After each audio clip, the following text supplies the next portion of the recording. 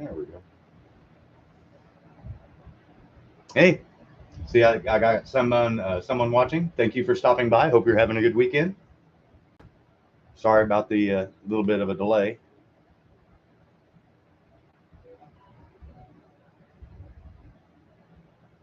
Give people a few minutes to get logged in here.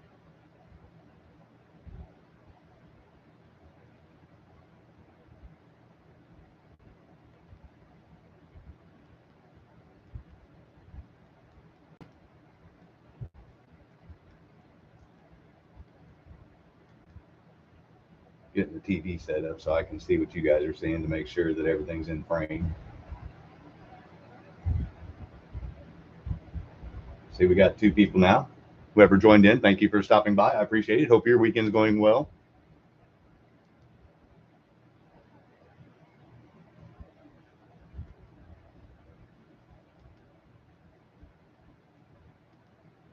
There we go. All right. That doesn't look so bad. I got everything that came in today in the picture.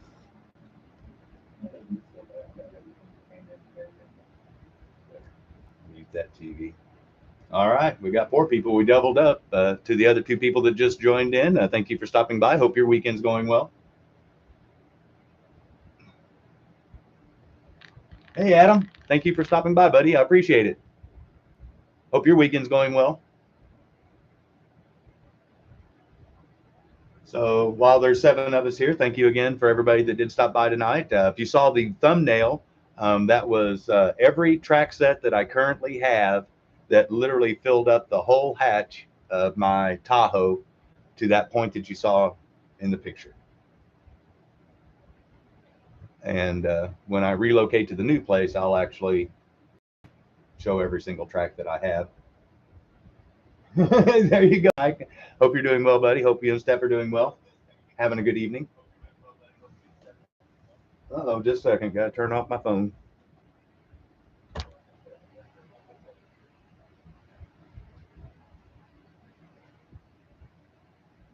There we go. All right. No interruptions. Hey, Dennis. Thank you for stopping by. I appreciate it. Looks like I jabbed the camera there whenever I was doing my get up and move around. I apologize. Yeah, so yeah, Mike and everybody out there, all nine, everybody, thank you again for stopping by. I appreciate it. This is just a little Saturday Saturday night. Look what Scott got. A little slot car talking. See what we got in here. If you've missed any of the previous live that I've had, look what Scott's got. I mentioned that I had four racetracks coming. Hey, Ryburn, thank you for stopping by. Yeah. Well, it's easy for me to do it because as I show it, I get to pack it and put it away. And that's why I showed all those racetracks that I got the other night because I had every intentions of moving those, like I mentioned in the other live stream, out to my parents' house. And then they have stables. And so we cleaned out a couple of stables, put down some wood. And then so basically I started moving my garage today too, just to start the pre-move. You know what I'm saying? Just to get things rolling. And as you guys know, I do race, and so I have obviously car parts. So I moved three engine blocks, two sets of cylinder heads, and two crankshafts, and then all the shelves, and then everything else that was on those shelves. So I added it all up roughly, and between loading it and unloading it, I'm somewhere between 16 and 1700 pounds that I've moved today. So my body's screaming. I'll be honest. Your brain tricks you into saying that you can do things, and then your body tells you about halfway through that your ass is not going to be able to cash that check. And so um, I apologize again to anybody that was waiting for the live stream. But hey, we got 11 of us now. I don't know what you guys have planned this evening, and I've noticed that based on the viewership of the live stream that most people bolt out and then bolt back in at some point in time halfway through. I drag race, Dennis. I've got a 91 Fox Body Mustang that's Ford powered. And that was the original reason why I was selling a lot of my inventory was to pay for my motor that's at the engine builders right now. and then this whole moving thing kicked in. So now I'm literally using the money that I was going to be using for my motor to pay these insane application fees. If you saw the last live feed that I was bitching about, and then be able to pay deposits and all that stuff, and still be able to pay the bills for living here. So it's like trying to pay for a summer house that you're not even living in yet, and that you hope to get to move into. That's basically the drag racing story there. And when COVID hit and shut everything down, I thought it was the perfect time to redo my motor, and tore it all down. And little did I know, I was going to shut down the engine shop and yada yada yada. So there we go. So like I said, I'll get rolling tonight. Like I said, I see that people pay, make sure that they see everything that gets opened up, and then some people that join in late, they catch it whenever I go in reverse, and then a lot more people join in at the very end too. So I just want to make sure that everybody gets to see, so nobody feels left out or feels like that if they don't catch the live feed right immediately, that they're going to have to skip through a bunch of dead space. I don't know about you guys that buy stuff, but I hate it when people send stuff in these padded envelopes. These are like the kiss of death. So we'll see. Oh, well, sometimes they get creative, and somebody got creative. So I still hate it that they ship them in these things. Um, these things get treated almost worse than boxes. But anyway, so obviously it's going to be a car. What kind of car? Which one it is, I don't know. Well, he kind of labeled it there for me, but somebody gave me a pill bottle. All right. I could use some pills right now. The way my body feels. Uh, I'm. Hey, Clint, thank you for stopping by. Appreciate it. Yeah, Dennis, it's one of those hobbies that is kind of like, hey, Jack, thank you for stopping by. I appreciate it, buddy. Hope your weekend, and Dennis and Clint and everybody, I hope all your weekends are going well.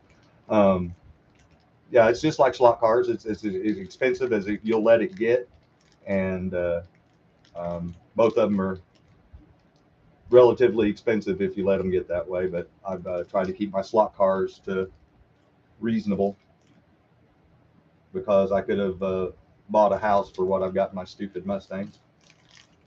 But I digress. We're here for slot car talk. And in case you guys don't know, this is a set only Batmobile, the newer version. I'd have to look at my book to see exactly. You can see it's been sitting for a while. It's pretty dirty. And if you look at those shoes, though, it looks like it was barely ran. Get up there. There you go. Hey, the camera's actually focusing tonight. Surprise, surprise. I guess it knows how tired I am and I don't want to fight with anything. Oh, there we go. You see, I spoke too soon. But anyway, what's unique about these chassis, and I didn't even realize it until I had started doing some closer looking. I knew I wanted one of these just because if you've seen my Look What Scott Got 60s Batmobiles, if you've seen that, I like the Batmobiles, and I tried to collect those. That's why I was really happy that Pro Tinker did their one in red, Premier Hobbies did their one in blue, stuff like that. And I've been trying to get a hold of one of these at a reasonable price. But as you can see, the chassis doesn't come with any wheels. And this kind of reminds me, to those of you that are familiar with the Gulf 6-wheel AFX car, how the body carried the front wheels and the chassis was just the rear with nothing on it. That's kind of what that reminds me of. Yeah, the tumbler, exactly, Dennis, and that's why I got it. Like I said, just to add to my Batmobile stuff. So obviously, this isn't a seller. This is one I'm going to clean up really nice, and it's going in the cases. So that's cool. I'm glad to see that it's been used that very little. I'm going to leave this off because I know I'm going to clean that later tonight while I'm sitting there watching TV. That's what I do. In case you missed one of the other live streams, I showed the Novus that I use to polish my cars with instead of the olive oil, like Tim uses at Pro Tinker. And I sit there in front of the TV, just watching TV and polishing cars. It's therapy. I get to kill two birds with one stone. In fact, before I went live, I was watching the F1 qualifying from Italy, and I still don't know who won the pole, so please, nobody give it away. I was just in the first round of knockout.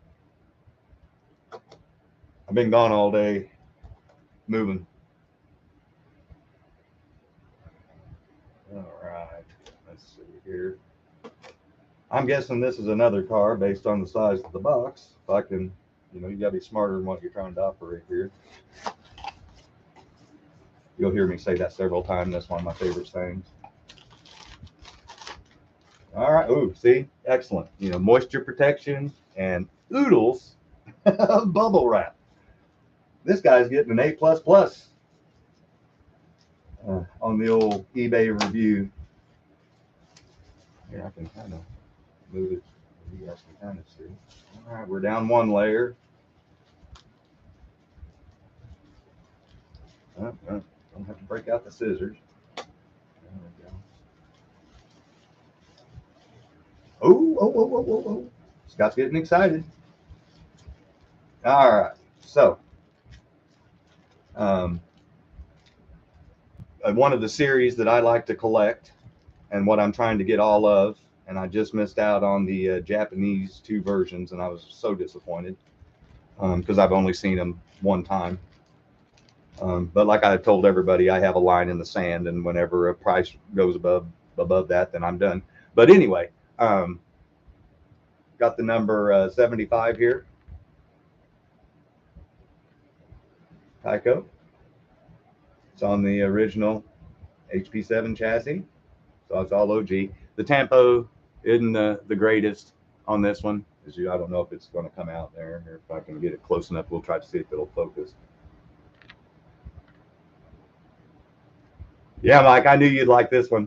As soon as I saw this, I like these 300Zs.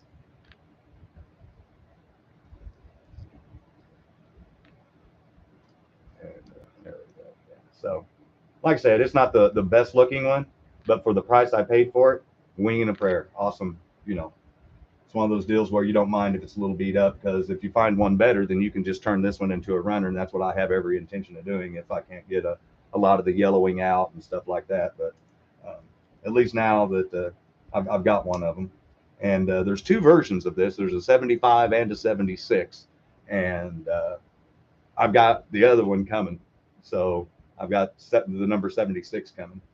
So this is a cool one, and this was a 2-car box.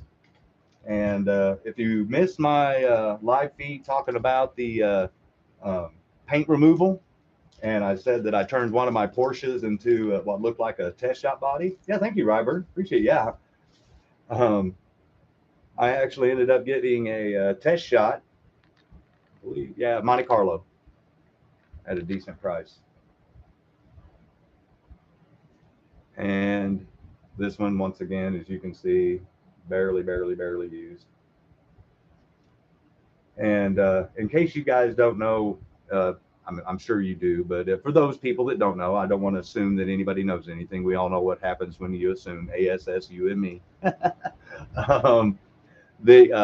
Before they put something into production and start putting tampo on it, they do what they call a test shot body, and make sure that the body's going to fit, the wheel wells are correct, and before they put it into final production, this is the last time that it gets the stamp of approval, or they've got to change something. And so they make a few of these bad boys, because they just don't make one mold on them, because of when they were making these cars back in the day. So they make several of them, and you'll catch a few of them popping up on eBay every so often. I've got the test shot Porsches. It's just cool to see where the car came from and then what they turned it into. So honestly, this is an awesome find in my book. These are obviously a couple of keepers, and hopefully this one turns into a runner real soon, because I really want to get a really nice one to leave in the case so I can make it a runner. That's the goal. So yeah, good way to start. I mean, I love my Batman tumbler so far. We're seeing some stuff that's not for resale. We're seeing some stuff that Scott's buying for his own personal collection. So this is kind of a different theme than we saw the other night. So yeah, pretty cool stuff. We're off to a great start. I mean, this is awesome. I mean, honestly, any day you can work your butt off and feel like you've taken multiple showers just because you're bathing in your own sweat, not to be disgusting, but that's how it's felt all day. And then come home and your mailbox is full and you got this bad boy sitting on your porch. yeah, it kind of takes away some of those aches and pains with joy. So let's keep this bad boy going. I'm excited. Like I said, we're off to a great start. Does anybody else? Well, hey, before I go any farther, I like to interact with everybody. I know there's 11 of us out there. Does anybody else out there have any of these test shot NASCAR slot car bodies from Tyco, or any test shot bodies, or anybody else out there besides? I know Mike's a fan of the 300ZXs. Anybody else out there a fan of the 300s? Like I said, I just figure this will be a great handling car on the track. Low center of gravity, not much tail, not much nose. So, so I'm pumped up. That's a great way to start.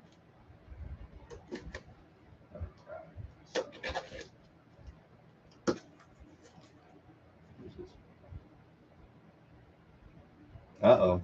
Here's one of my estate buys when we lose somebody from the HO community and their family sells off stuff. So this is a kind of a happy, sad opening. Oh, winner, winner, chicken dinner.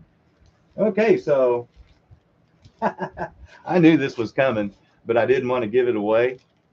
If you remember the other night when I was showing off the track sets, I mentioned, yes, Mike, they are worth a little more money. That's why I don't have very many of them, is because sometimes they go beyond once I said my price value. Because if you're trying to build your collection, honestly, you want the cars that are made, and then the test shot cars are something that I would personally use to fill in later. Um, but yeah, those are great. Um, that's why I try to get them when I can with a reasonable. So as you guys can see here, this is a brand new in the baggie Plymouth Superbird from the track set that I just showed off. I got the other night, and I'd mentioned that I had a runner, what I was going to use as a runner, and a buddy stopped by and purchased that car from me because he didn't want me to use it as a runner. He wanted to buy it for his collection, and who am I to say no? If he wanted the car, that's great. And I also mentioned on there that I liked this body, and I was going to put the different tires and wheels on it, and I was going to try to find another one. And I already knew in the back of my brain that I already had this one ordered, but I didn't know when it was coming in, and I didn't want to give it away, so that way it's a surprise, just like it is for me for everybody else when it showed up. So regardless, I have my runner again. So the one that I had that I for the set, now I've just upped the value of my set that I purchased, because now I have one of the cars brand new in the baggie. Even though the set's used, this is going to help the final value somewhere down the road, 20, 30 years, when I decide to sell the stuff before I hit the grave. So this is an awesome find. Yeah, Rich, sweet. Yes, thank you. I agree. Um, I'm not, yeah, like I said, it's the same car I showed the other night. There's nothing different except for the fact that it's brand new, sealed in the baggie. And I know this sounds crazy, guys, but I paid more for this car than I paid for the whole track set because it being new in the baggie. And I knew I wanted it for that very reason, because I could turn the one car that I had into a runner like I wanted. And suffice to say, I got my cake and I got to eat it too. And that's a rare thing in life. So I'll take it when I can get it. So does anybody else out there? Am I the only one that has one of these? Am I the only one that thinks these are a good looking car that they would like to see going around the track? Or, I mean, am I the only Plymouth Superbird or, Dodge Charger basically clone lookalike out there that is a fan?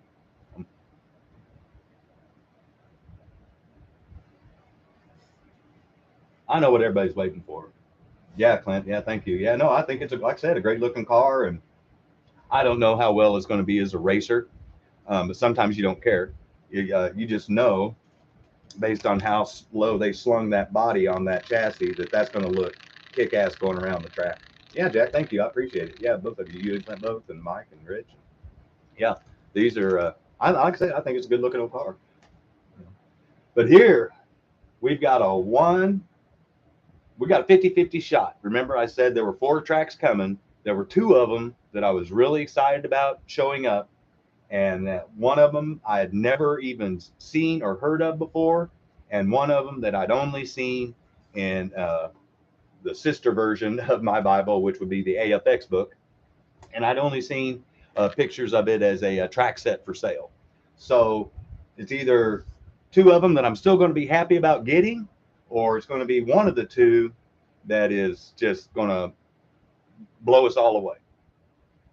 Recently, Daytona Auto World release. No Tycos yet. Yeah, see, I've got that blue Petty Daytona. That I've got one of those in the case, and then that's also the car that's included in the twin pack with the Pontiac that's on the wall. And I was intentionally, after I got that twin pack, I was going to use that Petty car on the track, and then I saw how much lower this new version, this one right here, was sits on the body, and I was like, oh, got to get one of those.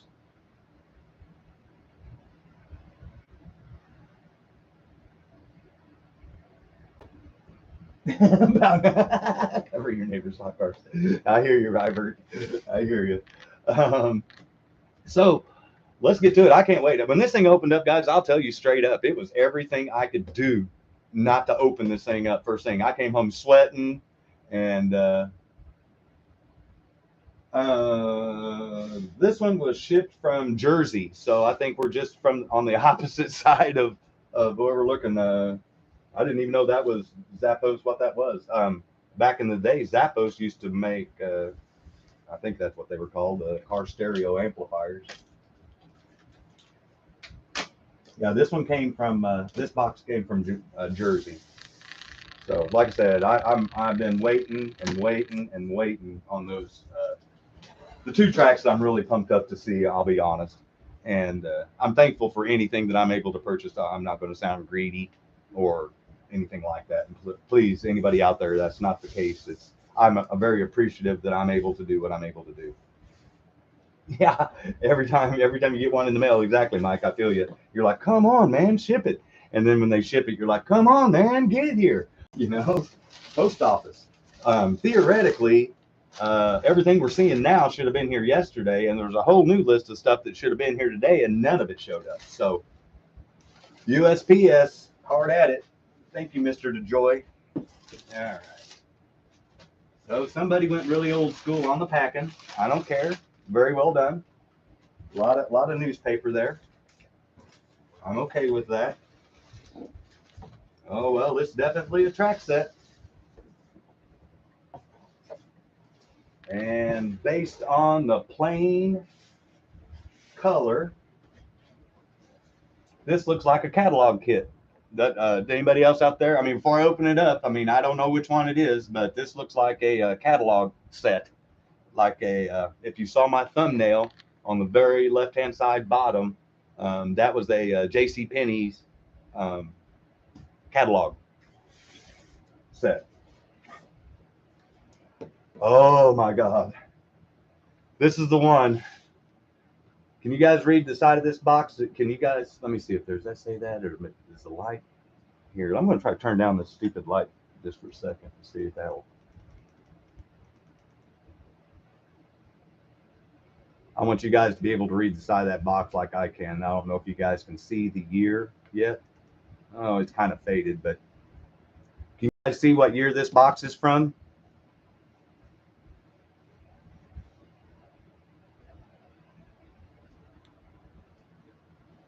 Okay, well, I'm going to turn the light back up now since we want to get a good look at this, because this is one of the ones. I told you we had a 50-50 shop. Yes, 1975. Thank you, Rich, for confirming. I just want to make sure that everybody can see what I can see, because let's see here, 1975, 25. This thing is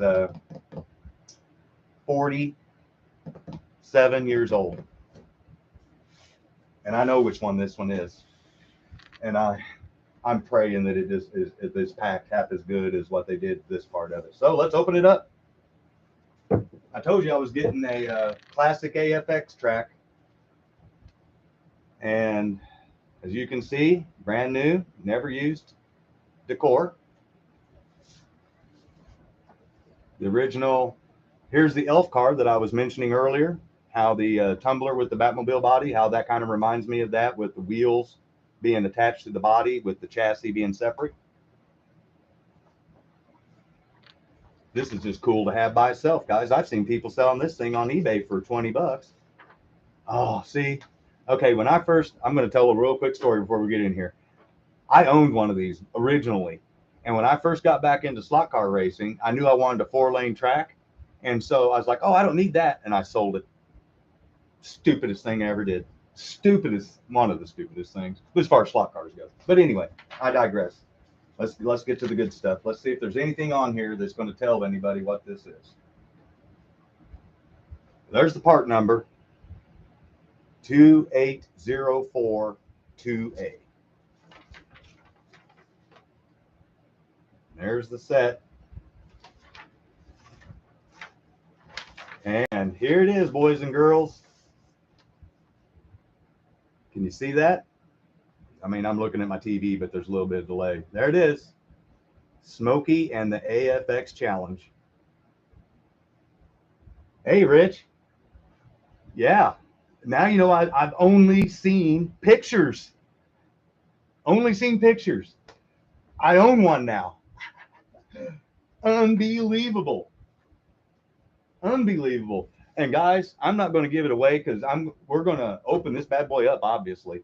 But the truck and the car is not the only surprise in this box. Check it out. The original warranty service card. Aurora. Driver's manual. Unreal. Wow, look at that. They tell you how to make a table. That is so awesome. I'm sorry, guys. I've been waiting and waiting and waiting and waiting and waiting. And I really do feel like a little kid right now because I always wanted one of these. And that's one of the benefits of being an adult. Hopefully that when you get to the age that you can afford to buy stuff, that you're able to buy the stuff that you really wanted when you were a kid, if you're so inclined. Obviously, I'm so inclined or I wouldn't have the room that I have. So thank you, Ryburn. I appreciate it. Thank you, thank you, thank you. This is part of the reason why I haven't been able to bid on some of the Pro Tinker stuff. See, I'm desperately looking for that shadow. If anybody knows where one's at, I would love to have one. But anyway, let's get into this bad boy because you're not going to believe what I have to show you. Oh, wow, look, one of the old school track clips, rusted, but still, it is what it is. Where are they at? I know they're in here somewhere. Our nice old 1974 Aurora controllers. Hear them? Still work. Still, the old thing with these, they used to get really hot, and then sometimes the connector. Now, I don't know if you guys can see. I'm going to hold that up in there and try to get a view of it. But can you see where that thing glides across there? Look at that. There's no line. Here, I'll try to get it up there. This thing's barely used. Oh, my God. Look at that. This one hasn't been. I mean, there's no marks on these controllers, guys. Unbelievable. I'm sorry. I can't contain my excitement. I'm not trying to be rude. Honestly, I'm not trying to be rude at all. I'm just sharing. This is freaking awesome. Oh, yeah, look. There's some of those track clips. They're still sealed. Oh, no, it's not. No, now they're on the floor. So much for talking out my ass. There we go. Well, at least I know they're here. They get 4 of them, by the way, it looks like, or that was all that they included that they had found from the original purchase. Our old Aurora bridge supports, for stuff. I'm working my way to try to find the box with the cars. Oh, the old wall wart.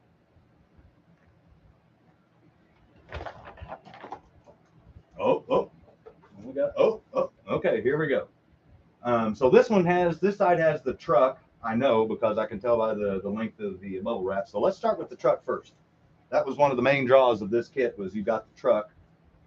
And the other part of it was, I don't know if you saw whenever I was holding that up, but it doesn't come with a Trans Am. It comes with one of the police cars.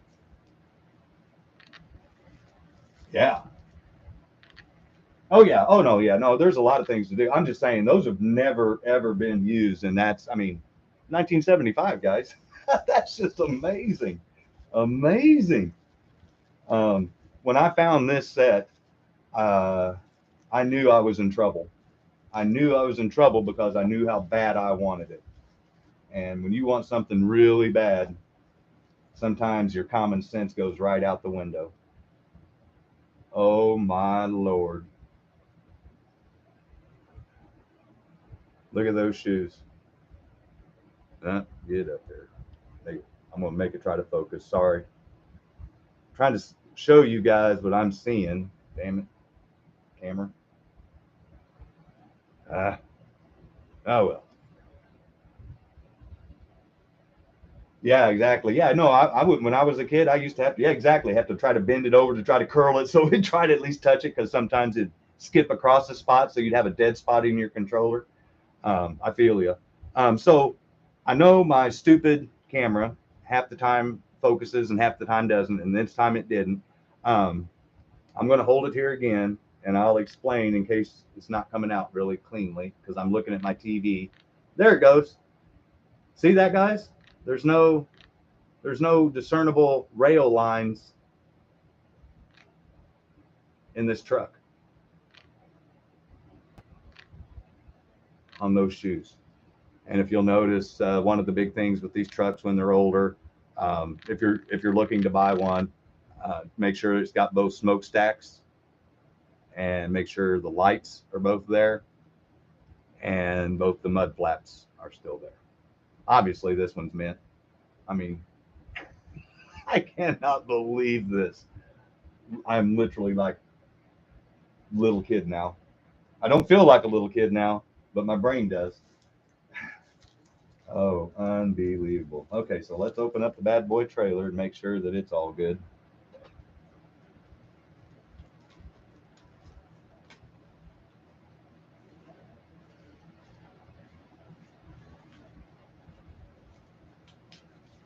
Oh yeah, the AFX semis.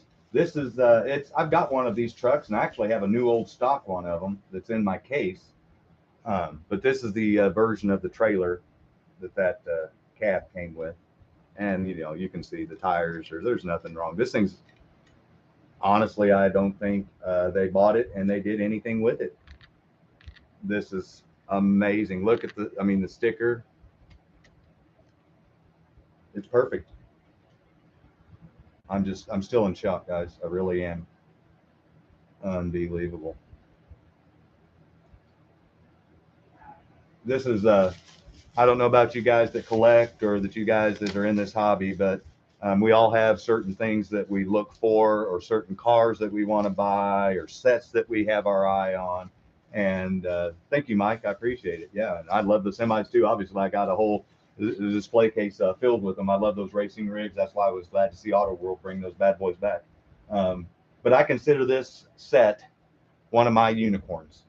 One of those ones you knew that was out there, but every time you saw it, it was missing cars, it was missing track, it was destroyed, you know. And then, yeah, out of the blue, when you're least expecting it, it just appears. That's why unicorn. That's why I call it a unicorn. And if any of you look at those cars this way or the tracks this way, you also know that, like I said, your common sense is going to go right out the window, because if that's one of your unicorns, you're going to really try to do something to try to get it. And fortunately for me, I didn't have to go donate blood or put a kidney on the black market. But check out the 4-gear van that came with it. Kind of the looks like the Fall Guy truck colors, if you ask me. That brown. And then there we go. This one, you can tell this one's been used some, but I don't care. I mean, you can't even. There's no scratches on this thing. So, you know, I'm not a big band guy, but it came with the set, and it's original. that's awesome. So, obviously, it came with a police car. This was a bonus, and obviously, it came with the truck, and we've already seen the truck. But not only did it come with one police car, it came with 2 other cars besides the van. So if we're doing quick addition here, I got a tractor trailer, a van, a police car that we know of, and 2 other cars, plus this all original race set. So I don't know which one this one is. We're gonna find out together. So, oh, looks like one of the bonus cars. Look at that bad boy.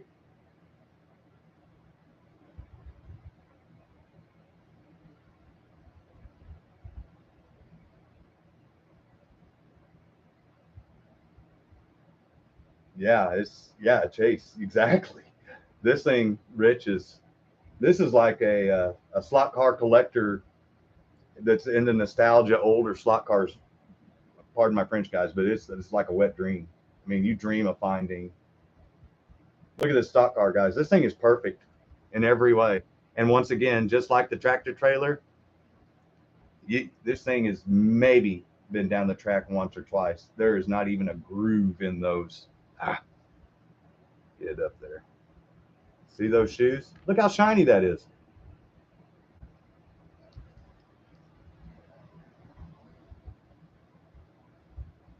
Come on, camera.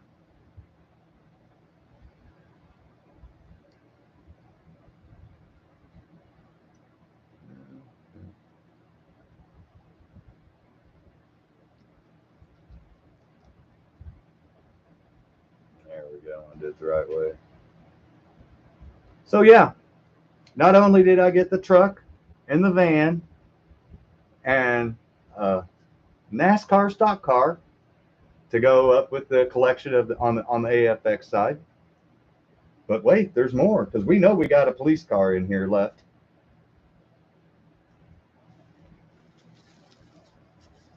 I'm just now I went from joy and excitement to speechless. This is just blowing me away. Mercury, I believe so. Mercury Cougar.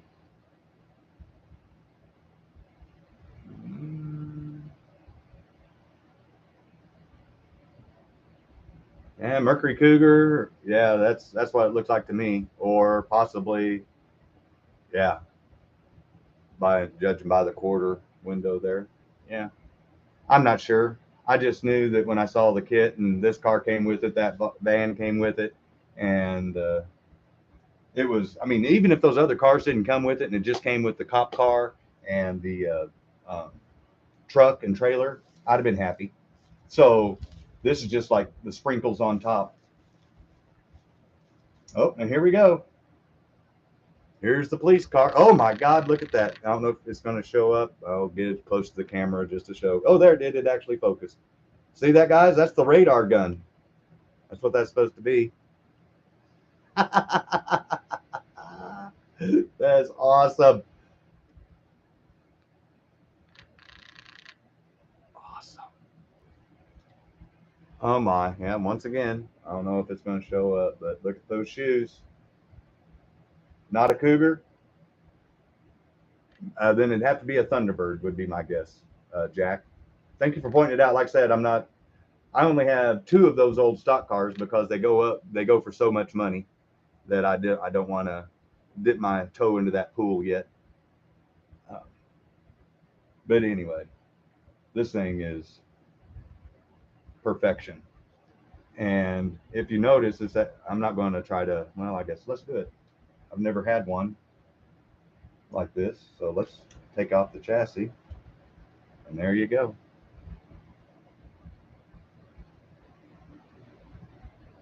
Got the little mechanism up here so it alternates.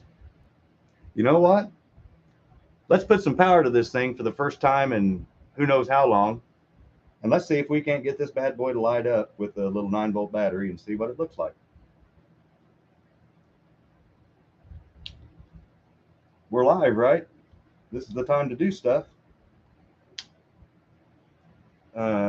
Real guys, I'm just so happy right now. It's unbelievable. Just a second, let me grab my battery. Got to dodge a dog.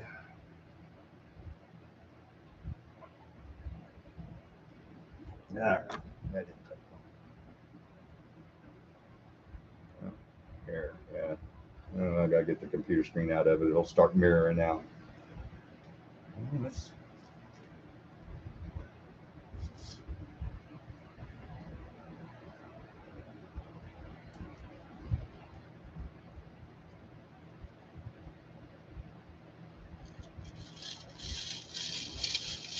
Oh my God. Are you seeing this, guys? Unreal. Yeah, so sweet. Thank you. That kicks ass. Oh my. All right. So we're down to one. Last one. Anybody want to guess what it is? I mean, I've kind of run the gamut. We got a van and a stock car extra. And then I literally just showed us that car. Uh, no, my dog's mad at me because the box is in his way. He couldn't get in. Sorry about that. So not only did it come with one police car, but it came with the yellow version too.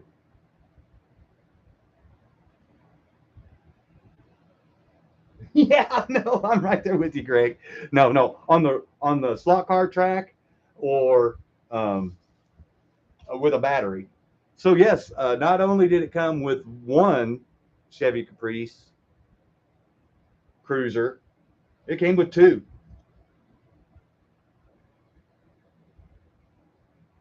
Yeah, I've got one of these bad boys in the case, but it is it's got the right body on it, but I don't have that mechanism that I was showing you that makes the lights and everything. I've just got a magnet traction chassis underneath it. So I wanted one of these, and then the one that sold for Pro Tinker, I think Dan was Slot Valley Racing. I believe he was the one that actually won that car, and he has one that works, and I believe his is the white version. So now I've got them both.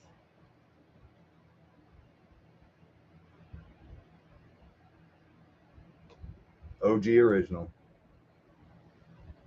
And not to be mean to the other cars that I got tonight, but this thing just blew everything else out of the water. Guys, unbelievable. Well, hey, we took the battery to the white one. Well, let's make sure the yellow one works too. You know,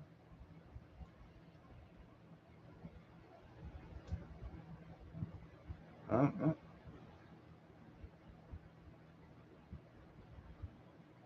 keeps hitting that stupid fin. There we go. I don't know. I think I may have to do some work for this bad boy. Oh,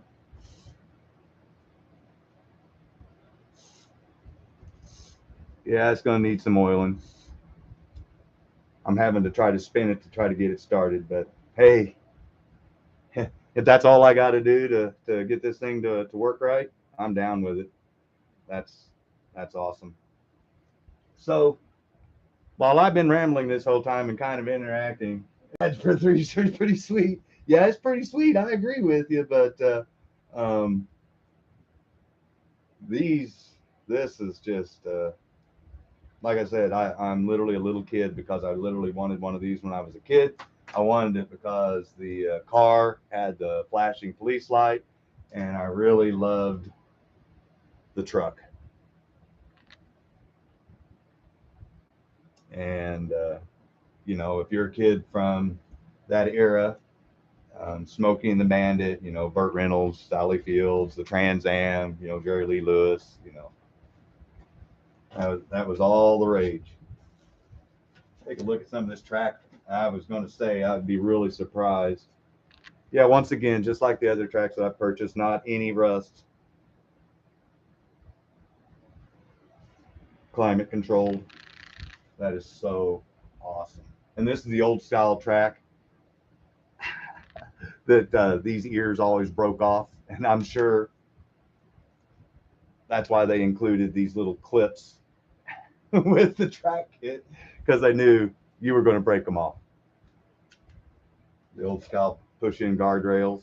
You know, it's been used at one point in time, but not a lot. This is just amazing. Amazing. Oh, yes. I'm right there with you, Mike. Better than that by far.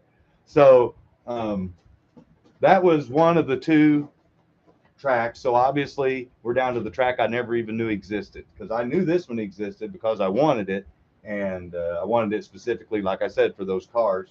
I didn't realize that the track that I purchased was a what appears to me to be a catalog set, which I don't care if it came from a catalog. I don't care if it came from Toys R Us. Autocorrect fail. Yeah, I feel you. Um, Irregardless, like I said, just to have one of these bad boys. Obviously, it's not getting sold. Obviously, I'm not selling any of the cards that came with it. This is going to be one of those that you hold on to that when you're ready to go for that cruise around the world that you start taking bids on. But let's close this back up, and then I'll move it a little bit. I mean, it comes in the original box, and it's in great shape with the original year stamp. I mean, part number. This is just blows me away. I was going to try to see if it had any other date on it besides that 1975, but it doesn't. So, just to recap what came in the set, we'll start with those bad boys first. It came with this is the Smokey and the Bandit, or the Smokey and the AFX Express track, and it originally came with this truck and this car in the set. And then as a bonus, they had this car, this van, and thanks to Jack, we know this is now a Ford Thunderbird. That was my other thing. Is either Cougar or Thunderbird. I'm tending to agree with Jack the more I look at it, the way that trunk line is. So Thunderbird, all of them in what I would consider the highest used rating condition out there. I'm still in shock. Like I said, I went from the overjoyed rambling to the speechless that I got something that I've wanted since I was, this tall. um, Montego. Okay. Oh, so a Mercury Montego. Okay. See, thank you, Jack. See, that's why I love this. I don't know everything.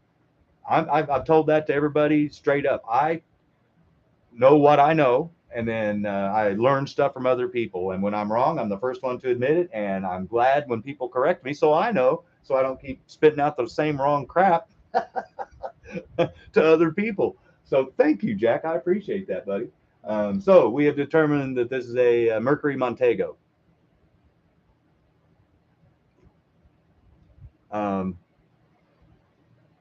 I honestly, guys, I know it's not showing up in that, but I can barely see scrapes on these shoes. This thing's mint. I mean, it's like looks like somebody pulled it out of the package, maybe stuck it on the track and did that with it, and then put it down. This is it's just blowing me away. And then obviously it came with the extra clips because those old Trax ears used to break off, and it came with all of the. Hey, there we go. It's even telling me where to lube the car.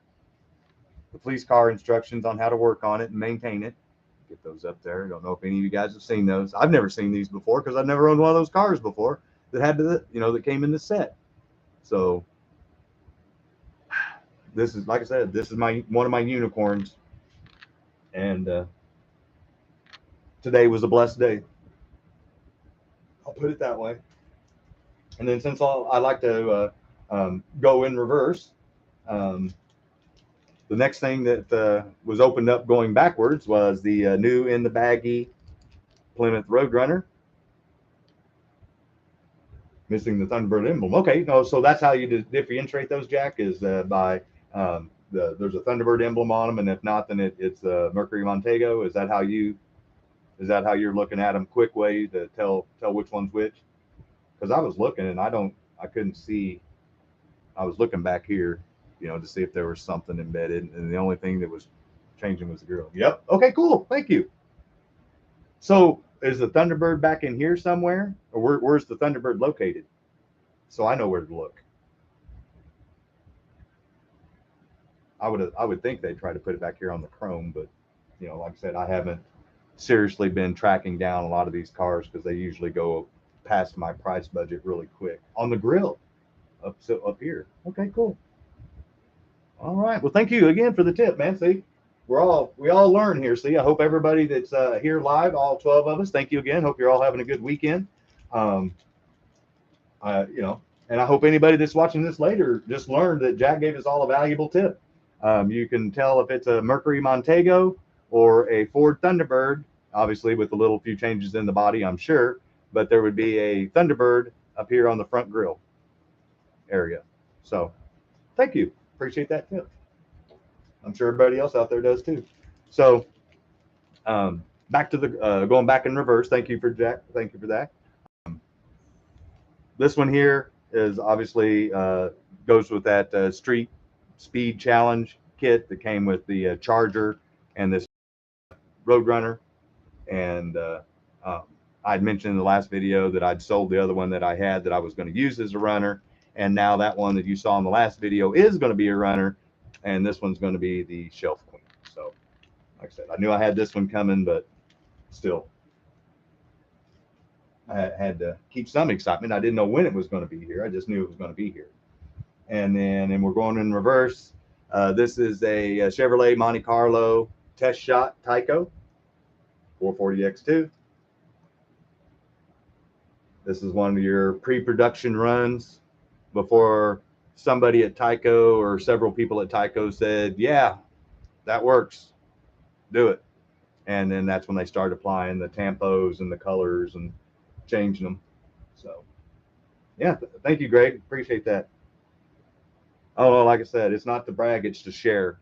And like I mentioned, you know, that's why I was gonna, and please don't take offense to this, guys, but I am way too tired to stand and wrap cars tonight, but I am going to do it all day tomorrow. So at that time, that's when I'm going to set up the tripod, and it's going to be focused in on one specific case, and then I'm going to wrap individual cars. But before I wrap them up, I'll show them to the camera, and if anybody's watching, I'll answer any questions that anybody has on them. So tonight, I'm just going to keep it to us chatting about slot cars and these sets, and then anybody else. Has anybody had one of these in the past and regretted letting it go, or do you still have one? Adam, I'm planning on trying to go live. I'm going to give time for everybody to get back from church, and since I'm central and some people are west coast and some people are east coast, I figured I'd just make it easy and go on at 3. And I'm just leaving the camera running and going live. So I'm literally going to start in the hallway with the dragsters and then swap over to the racing rigs, and then I'll move into the room and do the Top Fuel funny cars auto world case, the newer ones, and I'll do the older one. Cool. Sounds good, Adam. Thank you for stopping by. Appreciate your support. And this is the time when tomorrow, whenever I'm going to be doing that, guys, whenever I'm wrapping those cases of cars, that I'd love for people, if you can, just for a little bit, because I understand everybody's got a life and you got things to do besides sit around and watch some guy ramble about the stuff that he has and him packing it. But I would like to see what you guys have compared to what I have. You know, like if you have a different variant of a car that I show, then I'd like to know what that variant is. You know?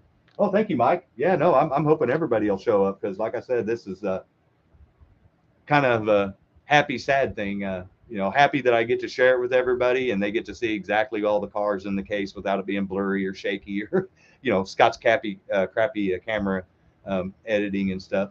But I'm sad that I'm having to tear it all down and, you know, do it all again. So, oh, then I'll get back to this car. So these two cars came together. Steffi and Mike seem to think this is the favorite car of the night, the best car of the night. I like it. I'm not going to disagree with them, but the ones that came in that set right now are just, they're the cat's meow. So these are the two that came with this. Let's see here. I'm in Missouri, Clint, and I live specifically in Springfield, Missouri, or Misery, however you want to do it. Today it was misery. It was like in the mid to upper 80s, which doesn't sound that bad, and it's not. But when the humidity is in the 60% range, and then a few times it acted like it wanted to rain, so it felt like Florida to me. Um, yeah, you just walk outside and start sweating. And let alone one of those weighs 200 pounds. And like I said, I moved 3 of those today. So yeah, I'm a tired puppy. And then the last but not least, and like I said, I'm not going to put it back on the body or on the chassis. I'm sorry, but I got the Batman tumbler, and in case anybody missed it, the only way to get this car is in the set.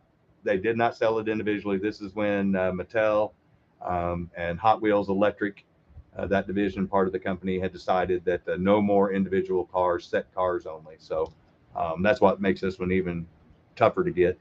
Um, Once I clean it up, it's in really good shape.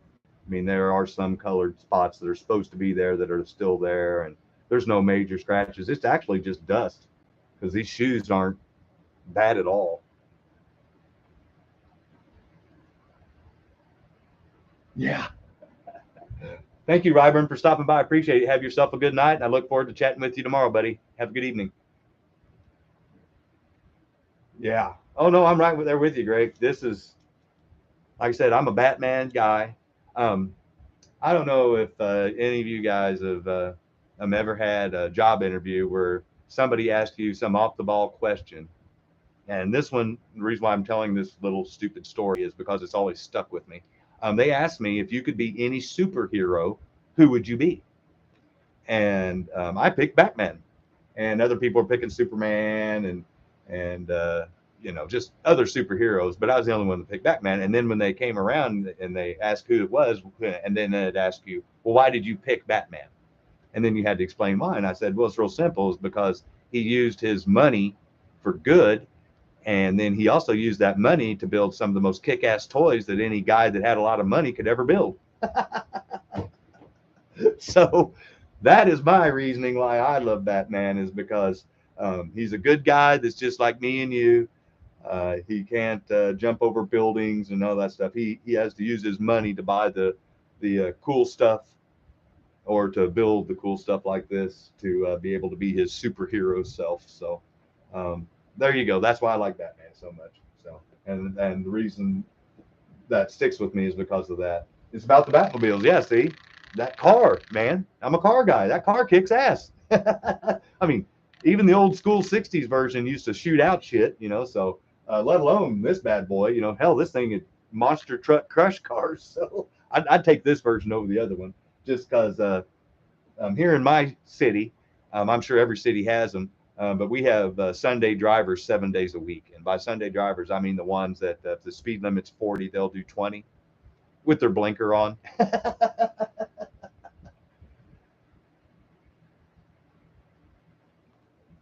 Yeah. Yeah, no. Jack was also one of the winners of one of my cars. So I've got a couple of winners of cars that on my channel that are actually communicating. That is so cool. But, Jack, have you had a chance to run the car that you won from me? Have you had a chance to get down the track? Steph has still got hers boxed up, waiting to do a video. Oh, you had that Batmobile too? Cool. Do you run it? Oh yeah, no, I saw you up there, Greggy boy. I knew you'd like that. I knew you'd like that. Yeah. Oh no. And Dennis, he's a Batman guy up there too. Mercury Stalker. Oh, okay. So we just got a confirmation. I'm sorry, I didn't see that. Mercury Stalker, number 1932. Thank you, Jack. Thank you, thank you, thank you. Because um, still in the plastic. Oh wow. Yeah, you've got mine beat by far. So you found something like this, or you bought the set. So that's cool. Isn't it cool to get one of these brand new in the package? I think it is, personally. We determined this set was from I think 2005. Memory serves me correct, maybe somewhere in there. So it's still 17 years old, something like that. So not a bad deal. So yeah, thank you. I love got the part number and everything, because believe it or not, I've got a label maker, guys. And once I finally get the set, once I finally get these cases kind of in the new place set up, I'm going to do my label maker, and I'm going to label what the cars are in, underneath it with the label maker. I'm going to stick it on there.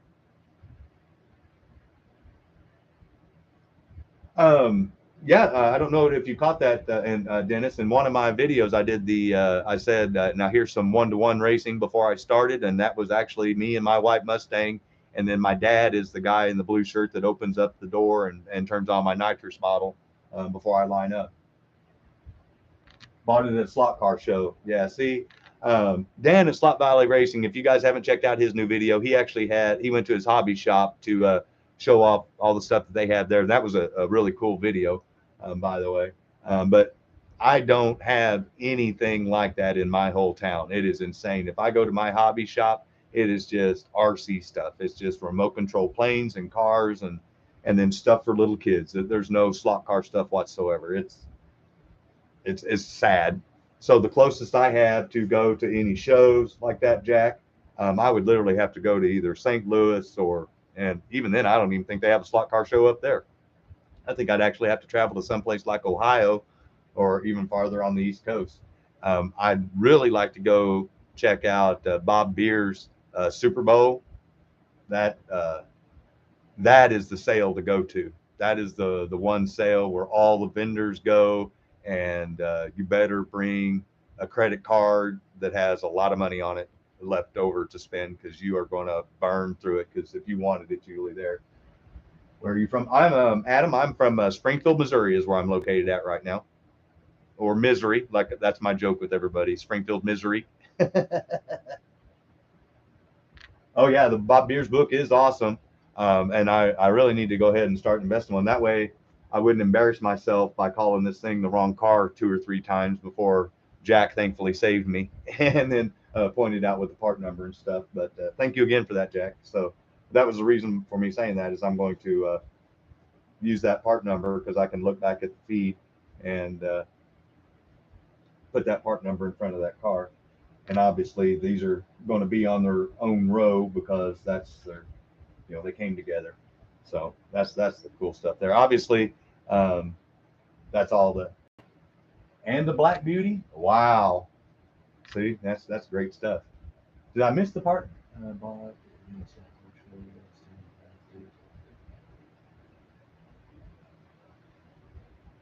Yeah, see, that's the other thing too. I don't know if you guys have been catching Electric Dreams. They've got a new live feed channel, but they're mainly into the 124th, 132nd, and some of the Carrera 143rd, that Carrera Go stuff. I actually have 2 Carrera Go tracks that were in the back of the Tahoe that I have.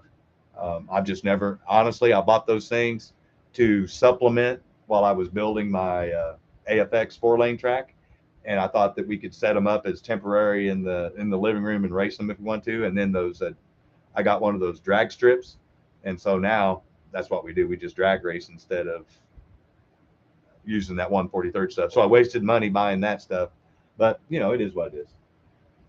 Yeah, see, Rich, I feel for you. You're tired of those Frozen 7 turn that into It's popcorn machine. Well, honestly, Double Snake 007, I'm moving, and that's part of the good news. I told everybody last night I put in 5 applications to apply for new places to live on Friday, because the one that I put in on Thursday emailed me and told me they ran it to somebody else the very next day. So long story short, as I was loading up the trailer today with the engine stuff, 2 houses down, this is no lie, guys, there's mowers there, they're cleaning up the yard and everything, and I come back from unloading everything this afternoon, and there's a for rent sign in that duplex. So literally 2 houses down from where I'm currently at. In fact, I've already contacted the leasing agency, and I've got a viewing Monday morning at 11:30. I jumped on it.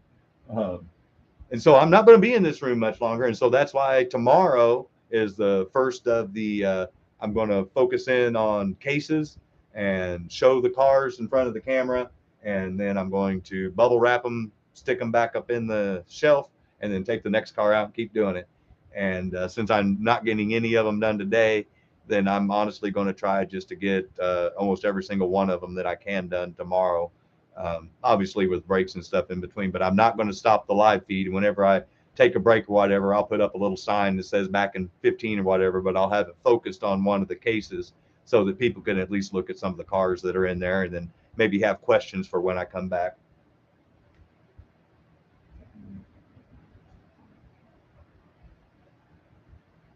Oh, that sucks. Sorry to hear that, Mike. You were only 45 minutes from PTT. Did you ever get a chance to go by up there? Had you had a chance to go race on the track or anything? Or um, Clint, the 4 lane track I have right now that is right in front of me right here, and it's the one that's in the some of the other thumbnails that you're seeing. That's a 4x8 sheet that goes that way, and then I've got an L unit that I was going to show before I found out that I need to be moving. I was going to show the assembly of it because I made these tables modular, and it's 53 inches, so it's over 4 feet going the other this other direction. So 4x8 that way, and then basically a little over what would it be 4 and 4/8, so like 8 feet and well like 9 feet and 3 inches, something like that, somewhere in there. Um, oh yeah, cool, thank you. Yeah, no, I mean I noticed that more people like this than they like my videos, which says a lot about my poor editing skills. So I apologize. But I honestly prefer interacting like this because I think I've mentioned that in one of my videos. You get two guys that want to talk about nothing but slot cars, and you can just ramble and ramble and ramble and tell stories, and you know that's part of the ambiance or the thing that I really like about this hobby is that not a lot of egos. Everybody's just happy for everybody else that has stuff and curious about everybody else's collections and what they have. So, oh, Adam, all right. Oh, you're there in Ohio. See, I've been to Ohio 2 times in my whole life. And once I went to Canton to go to the Pro Football Hall of Fame, which was cool. I highly suggest that if you're a football fan, to everybody out there, if you've never been. Very educational. Be sure and take money and be able to spend a lot of time if you want to really read and look at a lot of the exhibits because you can literally just spend hours reading and looking at all the memorabilia. It's pretty cool. And then the other time um, I was in Ohio was to help my buddy Tate. He actually bought his Mustang from a dealership in Ohio. We were actually closer. We were on the east side of Ohio. We were actually closer to Pennsylvania than we were to being inside of Ohio. That's how close that was. So it was quite a long drive. I think it took us the one time I drove by myself to go to Canton. That was like a 13 and a half hour drive from where I'm at. Not a fun drive. So 15 minutes from Canton. Have you been to the Hall of Fame yet? I mean, it's probably since it's your backyard, it's no big deal. But I live in Missouri, so you know.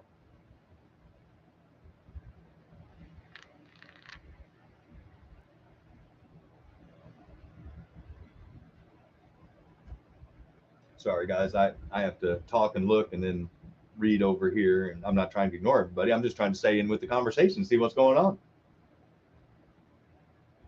Yeah, what I have learned is the upper Midwest and Northeast are a real big hotbed for HO slot cars. And then if you go West Coast, there are. It's just everybody here in the Midwest. It's just very sporadic. There, in my here in Springfield, Missouri, or Misery, there used to be a place that had a track below one of those used car dealerships in their basement, and it was the 132nd and 124 stuff, and they used to allow people to drink while they were racing. I could have told anybody that was a bad idea, but yeah, they eventually quit doing it because of fights. Imagine that. Uh,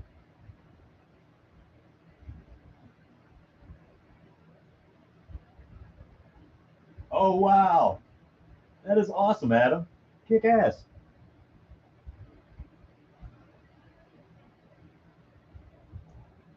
Honestly, Rich, he mentioned it. In fact, if you see, I can't remember. He did a couple of "How did we get here" videos and da da da da da. Oh yeah, at home, but you can see where Mike, where if you got a bunch of guys together that a couple of type A personalities had one too many little cocktails and decided that they were getting pissed off. Yeah, that's I'm sure that's what happened. But like I said, they individually had to stop doing it because of people fighting all the time. I was like, why don't you just tell people they can't drink? I don't know. But no, Rich, back to your question. He mentions where he's going in Vegas in one of those videos. So I apologize, I can't remember. I've had a million things going through my brain. Yeah, at the Euro clubs. Yeah, exactly. I don't know if any of you guys watch any of the. I mean, even though it's 124th and 132nd, there's a lot of that content out there. I still watch a lot of those the 24 hours races with all the clubs that they have, where they rent a whole gymnasium. They set up a scale Le Mans track, and then they run it for a little 24 hours. I mean, that's cool stuff. Uh, I don't know that you'll ever have that here in the United States, but in Europe, they have those quite often. Races like that, clubs. I mean, it's weird how globally slot cars are more popular to the average person, and still popular to youth more than they are here in the U.S. Oh yeah, he is. Like I said, I like watching that stuff, and that's why I got that Carrera Go. And believe it or not, before I started selling some of the stuff off, I actually had some of their wireless controllers for the Go, and then I had their digital cars and digital tracks and digital lane switches because I thought it would be pretty cool to have 6 cars on a track and 4 people racing and 2 dummy cars out there causing havoc. Um, but time and space. I barely have enough room for my HO slot car stuff. And now that I'm going to be doing a Tyco track too, and I'm going to be building a drag strip that, yeah, it's going to be attached to tables, to wood so that I can do stuff. So yeah, I've got no room for, unless I win the lotto, I've got no room for a 124th or 132nd or even the 143rd Carrera Go tracks that I have. But one of the days we'll have to set them up. Yeah, I'm really cool to see that. See the layout. I don't know if you guys watched that video of Brian last week, whenever he was, or maybe it was earlier this week, whenever he just did working in the shop and putting the 132nd track together. He just slapped that shit down, pardon my French, and he had a car going on it probably within the first half hour.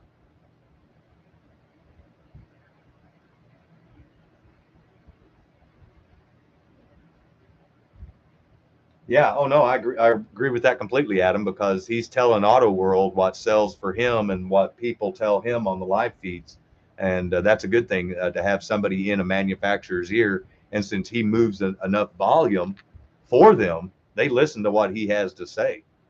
That's that's awesome. Yeah, he did, Mike. I don't know if it was SCX. It may have been SCX. I can't remember. But, no, he used to be a salesman or a rep for somebody. That's how him and Dave Kennedy. I don't know if you guys ever see his channel. He does the slot car news, and like I said, it's 132nd, 124th scale stuff. But I still watch it. Like I said, it's pretty cool seeing all those cars. SCX. Okay, see, there you go, Adam. Thank you for backing me up.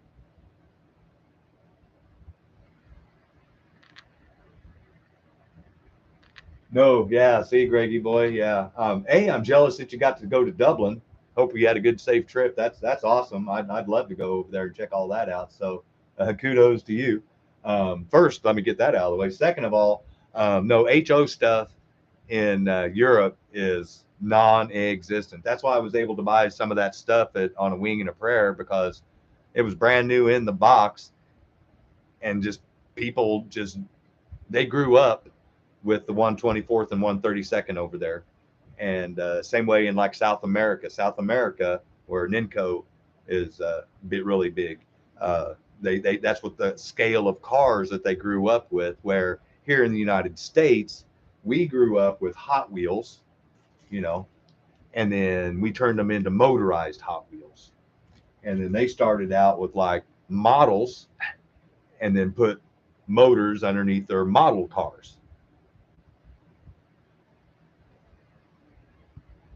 No, not yet, Adam. I was getting ready to actually start doing the testing and stuff. And I'm going to build a car while everybody's watching, because like I said, I'm just going to do these live, because I noticed that a lot of people, even when they're not here live, they watch them later. In fact, I had more people watch the video that I made Friday night, and then I had people actually show up for the live feed in just the less than 24 hours that that video was up. So, like I said, I completely understand that people have lives and they're not able to join in every time I'm live. And I honestly, this is the most I've been in front of YouTube since I've been on. You know, I maybe made one or two or three videos a week, even when I before the family turmoil and everything else. You know, the Hurricane Scott out in the Atlantic came. Um, so this week alone, I think I've made four.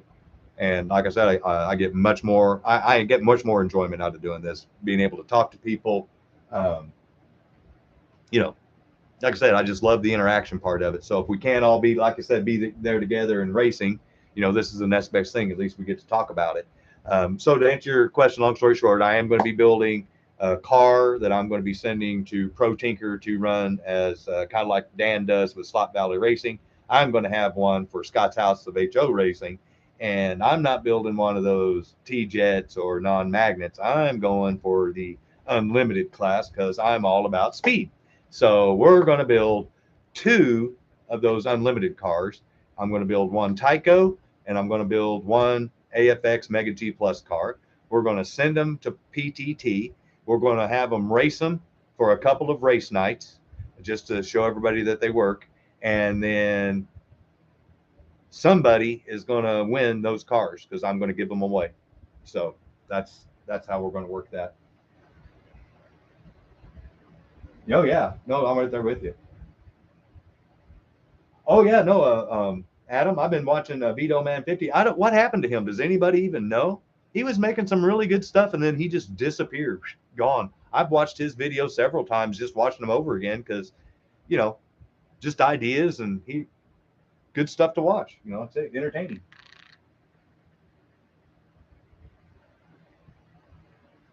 Hey, no, that's cool, Adam. I want everybody to have a chance to run it. That's why I'm going to leave them there for a couple of weeks for a couple of race nights. So, or maybe even longer. You know what I'm saying? Just to get them out there because that way people can see the car that they have a chance of winning, running, racing on the track. Because I'm not going to be able to do much of anything right now because I'm in the middle of dismantling everything. So um, that's what I'm going to do.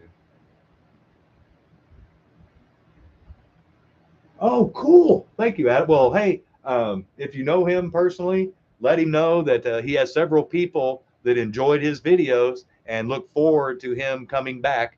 And I can completely understand how life gets in the way and keeps you from doing the things that you want to do. Obviously, it kept me away from making videos for a month.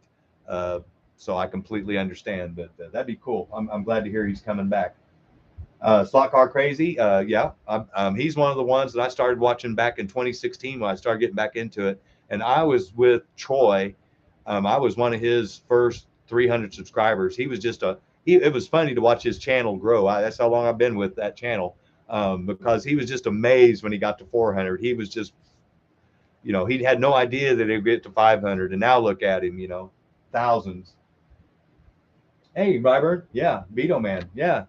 You know, him and his sons making those videos and stuff like that. And he's had several different tracks, and he did you know, some of the infield stuff, and he did it with some of that foam board, and then even he said that he wouldn't do that again. You know, like I said, so you learn from other people doing stuff, and even he learned that on big tracks you have to have power taps to get equal power to all the lanes on a big layout because you start losing voltage the farther you get away from your initial power source. So yeah, no, like I said, I didn't start my channel until this year, but that doesn't mean like Pro Tinker. I 2017, 2018, sometime in there, whenever he first started going on, he would do those videos, and I just loved listening to him bitch and complain at Tim all the time and yell at his son all the time, and nothing's changed. Nothing's changed. Oh. Yes, Adam. Yeah, no, he is awesome, and that's why, like Dan over Slot Valley Racing, he's got a little hop up video on Tyco. if you're looking for videos to help you with upgrades on your cars, I strongly suggest looking up Hardin Creek on YouTube, and then even going to Terry's website, Hardin Creek Slot Cars, if you've not visited there. Um, he has got a lot of good HO slot car content, not just Tyco or AFX. He even talks about Lifelike. He runs cars, hops them up, shows you, you know, yeah, Terry's a great guy. I've got several of his cars that I bought off of from him here, and I plan on buying more. Not only do you um, get somebody that's really knowledgeable, but you've also got the background of someone that's going to help you get the right stuff for your track, so you don't buy more than what you really need or what you can really use. He's a straight up honest guy. He'd rather you buy something that's going to work for you than buy something that you're not going to be happy with and not come back to him to buy because you thought that he was just trying to get one over on you. So I can't recommend Terry Hardin enough. He reminds me a lot of Brian. They're both men of their word, and that's the way I am. If I tell you I'm going to do something, I do my damnedest to make sure that I do what I said I was going to do. And they're both those guys like me. Jack, I'm right there with you, buddy. I don't know if you saw in the live feed, but what I mentioned is I was hoping that slot cars, they are coming back. The last time I talked to Terry, HO slot car drag racing was the #1 indoor hobby sport in the country last year. Bam. That's awesome. So, what I would like to see is if it gets big enough and Mattel finally sees that Auto World's making a ton of money off of their licensing that they've let them use for all this snake and mongoose stuff, that they finally say, you know what, Auto World, we're not going to sell you anything anymore. We're just going to start making it ourselves because we've got all those Tyco chassis and we make all these Hot Wheels anyway. So it's not that really much harder for us to put those paints on those plastic bodies now and sell them. So that's what I'm hoping. I'm right there with you. I want the Tyco to come back, whether they call it the Mattel wheels, whether they call it the Hot Wheels Electric Racing, Formula 3 Tyco. I don't care what they call it. Just bring it back. That's mine. Yeah, well, okay. So, Mike, I was surprised too, and you know what Terry told me? It's the fact that it doesn't take much skill to do, and people don't have to worry about their cars flying off the track, and it's really simple for people to understand. Go on green, hit the trigger, first car to the end wins. And he was telling me it was funny because they actually on their drag strip that he runs out at his local club, they have a timing system, and they actually let them bracket race. And so you actually have to say how fast your car is going to go, and then the computer determines when you're going to get the green light to somebody else. And no, he owns it for Lifelike is who he owns, Mike. That's why he's got those lifelike repo bodies on his website that you can buy for that. The stock cars, the rally trucks, and some Euro cars and stuff like that. But, yeah.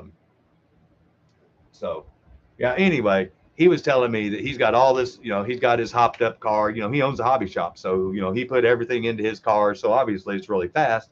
He said this little old lady showed up and she had some beater car that only had 3 wheels, and since it was bracket racing, she got to leave first, and he red lit and lost. He goes, I probably had $70-80 in my car, and she didn't look like she had anything but a set of tires on hers. And so there's the great equalizer. It doesn't make money doesn't make the win. You still have to do the mechanical parts. So, he lost to somebody that didn't have a car that was worth the crap in comparison to what the money he had into his. And there's the appeal right there. It doesn't take a lot of money for somebody to buy a $10 or $15 slot car, buy a $2 or $3 set of gel claws, and be able to pull a trigger and go straight. So that's why it's so popular, and it's quick and it's easy. A lot of racing can get done. You know, yes, I do drag race slot cars, Adam. I actually set up in my living room, and if you go back on one of my videos, I actually put in like a little 2-minute clip of us drag racing on it. I put up a scale quarter-mile drag strip with a return loop that stretches from almost one end of my living room through halfway into my kitchen. But yeah, and then I put 2 different power taps on it. so that one controller is on one lane and it has its own power and the other. And then I've got a couple of controllers that I've modified that were trigger controllers that I've modified with the plug so that I don't have to use those silly plungers. I hate those. I hate them. Yeah. And then, so what's really cool, Adam, is when I get back to, so here's how the order of the track's going to go. I'm going to finish the Aurora track first because I want to get that up and running and show us racing on this track and show off the time is, the timing system and everything. Then I'm going to do the drag strip, and because Dan and I and a couple other people that do HO slot car channels are going to get together and have what we call cross channels and do drag racing. And we're going to send each other cars to put on each other's tracks and race against other cars and stuff like that. So I'm going to be doing the drag racing set next. And then the third one's going to be the Tyco 4-lane.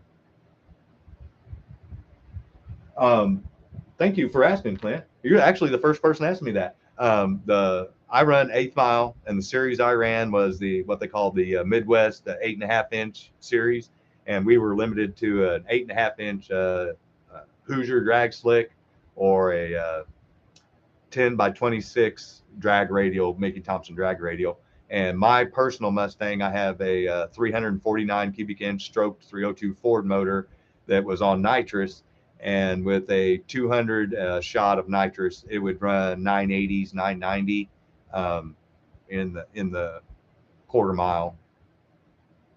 I'm sorry, take that back. 980s, not 90s.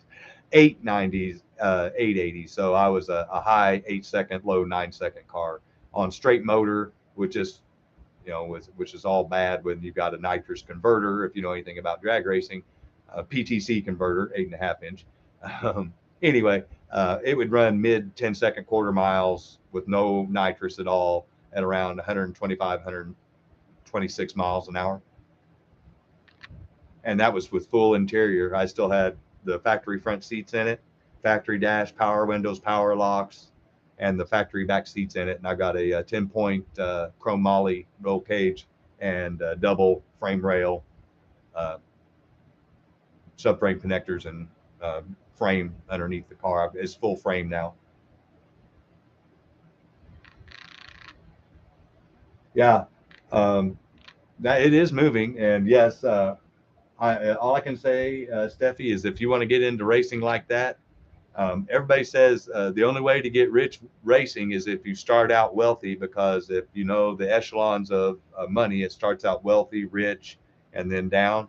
So you started wealthy and you ended up rich because, like I said, I've got more money in my motor, and I'm not bragging. It is what it is. It took me 3 years to build the motor the first time because of the parts that I put in it. Anyway, I've got more money in that motor when I built it the very first time than what that car cost brand new in 1991.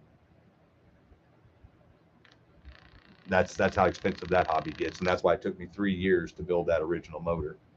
And just to rebuild this motor, because I'm switching, in case anybody's interested, I'm switching from nitrous and I'm going turbos, and I'm going twin turbos. And on nitrous, before I made around 1,000 horsepower is the way it works out with a horsepower calculator based on ET and mile an hour. I'm going from 1,000 horsepower to around 1,500 with the twin turbos. And the only thing that's limited me to the 1,500 horsepower is my connecting rods. I'd have to spend about $2,500 extra on connecting rods that I don't have right now to be able to push it to the 2,000 plus.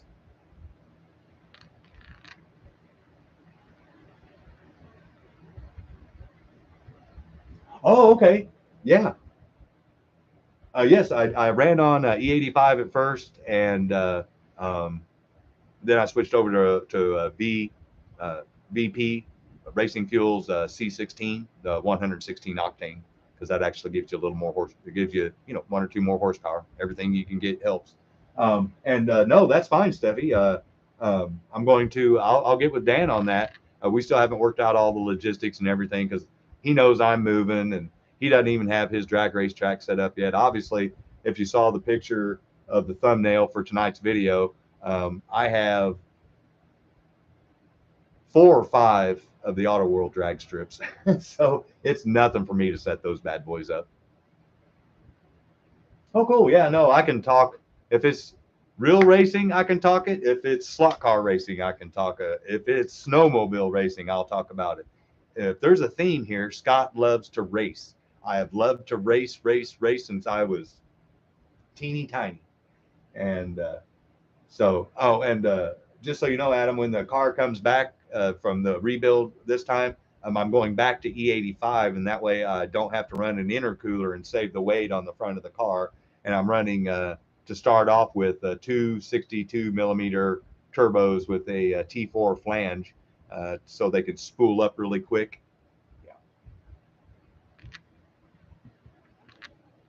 Yeah. Oh no. See, that was what was cool about the. A lot of people don't know this, and I convinced my buddy that we drove to Ohio that I just talked about when he bought his Mustang from a dealership in Ohio. He bought a one of 25 for 2013 California specials with a glass roof, and out of that 25, there was only so many of them with his options. It was a nice car.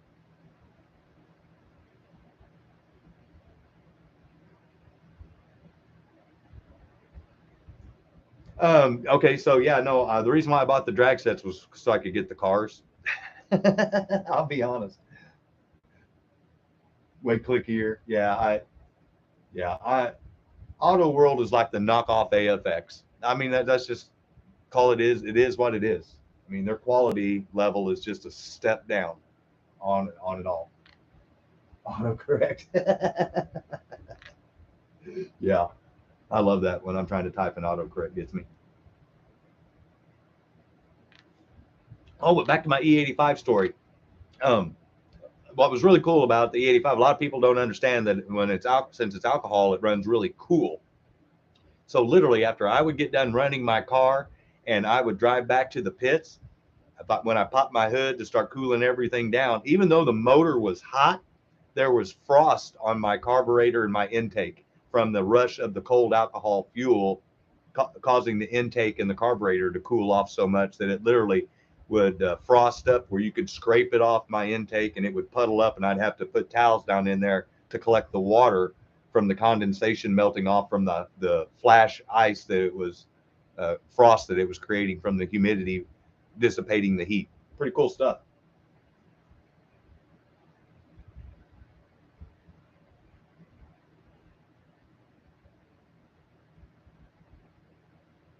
Yeah. Okay. So, Rich, you were right down the road from where I live, where they did the Civil War reenactments in Missouri. That's called Battlefield, Missouri, and I actually lived in that town, and that is literally less than 5 miles from where I live.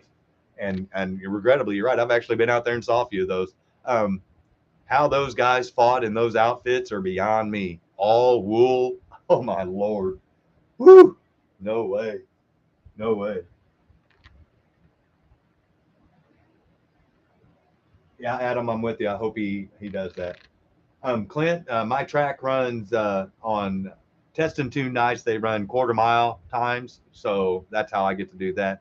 Actually, I have to let off before the quarter mile because I'm set up for the eighth mile, and by the time I'm hitting the quarter mile, I'm ripping around 80, 200 RPM, and I shift at 7. So, it's I'm already starting nose over. So once it gets to 8 grand, I just pop it in neutral and coast across. So honestly, if I put a different gear in it, it'd probably be a lower 10-second car. The best it's been without any nitrous, weighing 3,375 pounds.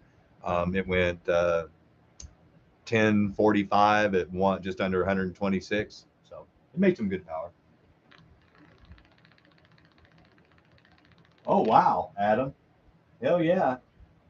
Well, and you told me you were making 650 horsepower, then I was like, oh, you better done something with the block, and then there you go. Yeah, fully built. It was on E85. Yeah, see, a lot of people don't understand too. A nice thing about E85 is that's built in 110 octane. And what's crazy is I don't know if it's offered everywhere in the country or in the places where people are viewing. Believe it or not, I've got international viewers that have been viewing these live streams from South America, from South Africa, from the Middle East, from Europe, and from Asia. And they all, and how I know this is because they translate, and I can see what they're translating into, and it tells me who's watching the videos from what country. Oh yeah, see, there's the catch 22 with the 85, and what I've learned is I put in a fuel additive with mine, so I make my exhaust smell like cherries. Is the one that I use, and it lubes it up and keeps that stuff from gooping up real bad. Because yeah, you can't let it park. And you're right, E85. So in the future, if you ever have E85 and you're going to park your car in the winter, run it on gas, run all the 85 out of it you can, and then put in gas and run gas through it, and then just let the gas sit in it and let it ruin over the winter, and then just drain the gas when you're ready to start it back up in the spring and rip it again.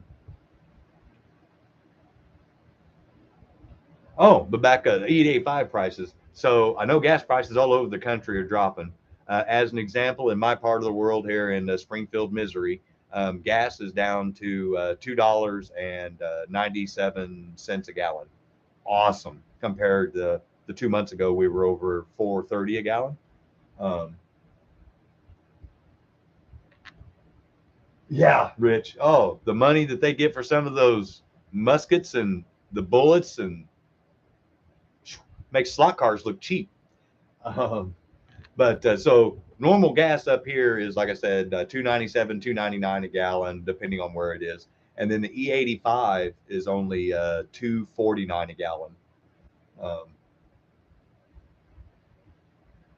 Yeah, see, we get the benefit, Adam, of if you notice, Missouri goes down to Arkansas, that connects to Louisiana, and that's where, in that Gulf area, a lot of the refineries and the distribution is, and so it comes straight up that alleyway, and there's a few distributors that are in the Arkansas, northern Arkansas area, and so Springfield's a good market for them. And then we're right bordered next to Oklahoma, and Oklahoma has their own oil fields. And so, like, I don't know if you guys have any what they call quick trip convenience stores, but that they get their gasoline from Oklahoma distributors and not the Gulf Louisiana distributors. So 360 in Detroit too. Wow.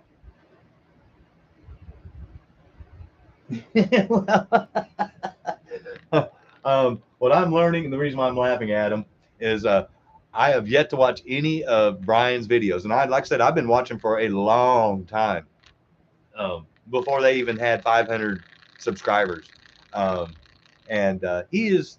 There's never been a whole video where I've watched him ever be happy the whole way through. He's never. He's just one of those people that's never going to be happy. Just yeah, those are the funniest videos. And honestly, guys, like I said, sometimes he gets so stressed out, and I'm not trying to be mean, um, but obviously, he's been packing on some weight here lately, and I just don't want to see the poor guy have any health issues because of his stressing out and popping a gasket. Yeah, see, you're right there with me, Adam. And I'm not, like I said, I'm not trying to be mean at all. I mean, I'm dealing with my dad's issues, and having to fight. He's having to fight to stay alive. And all that stuff. And so I don't want to see Ryan go through the same thing like I'm going through, because that's hell. Oh yeah, especially when he's yelling at the kids, Frankie. Oh my God, I thought one night I literally saw veins popping out the side of his temples, guys. I was like, whoa, someone chill him out. Uh, I mean, yeah. And I don't know how many of you guys out there are familiar with remember the old TV show Orange County Choppers, the Tuttle family that made the choppers. Paul and Paul family, Frankie Fingers. That's awesome. What do you know? You're a millennial. Yeah. See, yeah. That's the other part too that just cracks me up, is the clash of eras, because um, Brian reminds me a lot of like my grandfather, old school, can't understand new stuff. And yeah, it's funny. Wow. See, Rich, I've never personally been to Vegas. I've wanted to go to Vegas, but seeing stuff like that and hearing stories from people that I know that have been, I don't know that I could afford to go to Vegas. Um, I mean, I'm just being honest, guys. My wallet, I mean, it looks like I have a lot of money, but you remember, guys, I buy stuff and then I sell stuff and then I use that money that I made to buy more stuff for the wall. That's, I'm constantly, that's how I make the money. It's not like I get my paycheck and go, oh, well, I got an extra 500 I can throw out on some cars today. No, I don't have that money. I have to sell stuff to be able to buy this stuff. iPhones are bust. That would be just like poking the bear. That would literally be just like poking the bear. Uh, oh, did he really, Aaron? Because I watched one of his videos where he said that Mattel was not going to get back into Tyco again because they were too busy with Barbie, and I just knew that he owned the lifelike. I'll have to ask him about that. I mean, if he does, then we need to get on his ass and tell him he needs to start pumping those bad boys out. I'd be surprised. Wikipedia says, okay, hey, no, hey, like I said, guys, I was just going off strictly off what he said on his video, that whenever he was talking about some of the Tyco 440s and the reason why um, hobby shops like him they used to sell them hopped up because they could buy them for $2 and $3 a chassis in bulk, and now those um, warehouses that had all those bulk chassis are their inventory's shriveling up and they're charging more for the individual chassis to the point where hobby shops can't afford to buy them and hop them up. So that's why he started doing his own little, stage one, stage two, stage four kits for the Tycos. And then in that same video is what he mentioned in it. And like I said, that people can forget about Mattel bringing Tyco back because when he reached out to him, they had no interest in getting back into slot cars. They were too interested in what kind of car Barbie drove and keeping the Hot Wheels diecast car thing going. So, oh wow, see Adam, and that'll help him with the um, his costs too. So we need to harp on him about lowering his prices because that means Auto World's going to be giving him distributor prices versus just yeah. I know that world. Oh, and Aaron, I'm right there with you, guy. I mean, these things, well, not that one. This 440X2, love this chassis. Um, Easy to work on.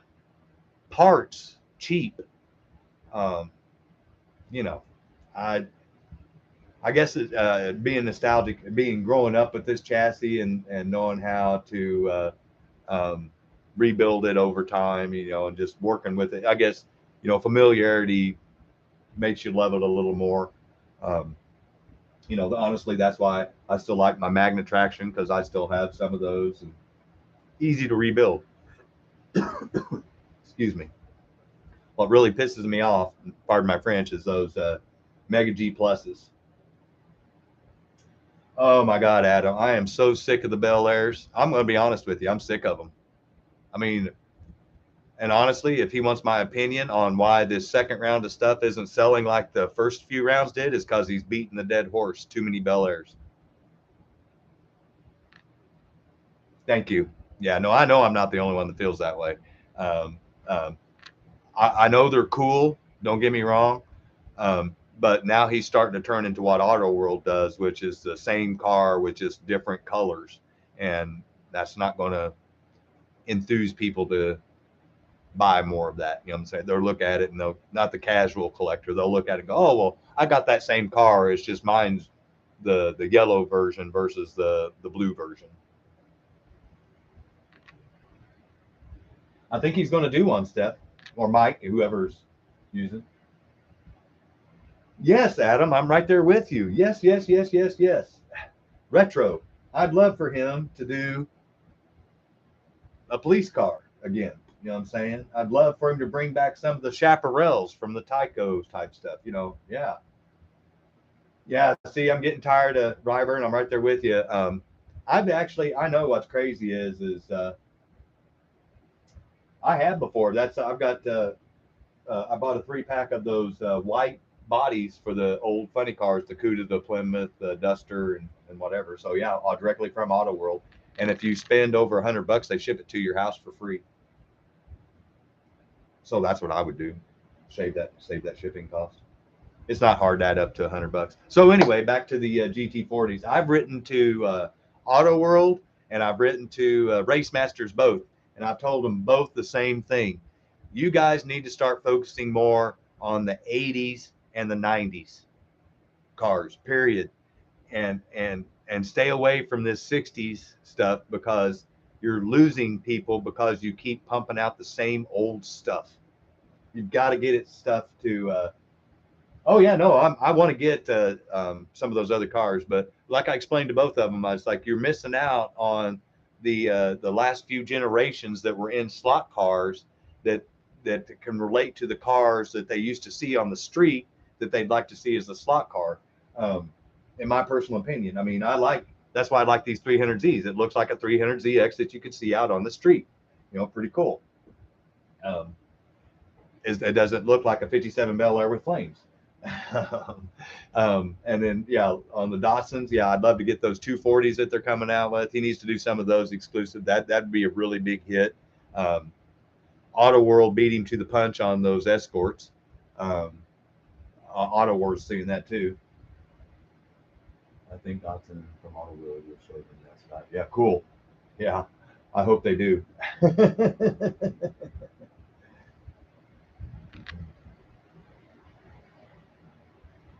Yeah, thank you. See, yeah, Mike, I'm right there with you. It's not that I don't love that. I mean, the GT40s, if you caught it the other night, um, 6 years, 7 years ago, when I got back into this, when I was talking with Greg and buying those cars, I wanted to get them all, because I was like, I better get them before they come out with their next series of stuff.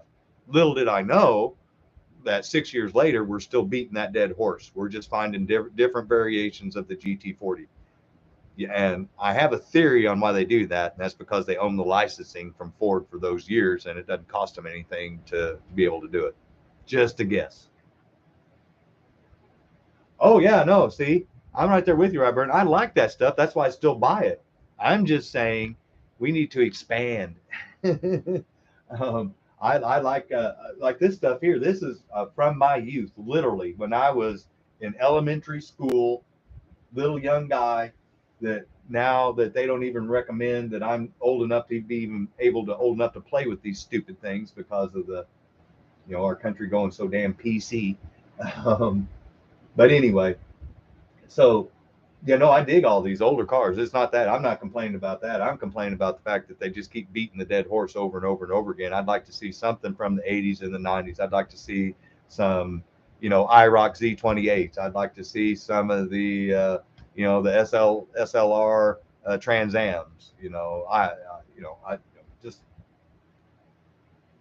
yeah. See, okay. So my theory on that, Adam, is they're trying to get little kids interested in it by doing that. Problem is a lot of kids don't watch Looney Tunes. They're Power Rangers. They're Teenage Mutant Ninja Turtles. Or yeah,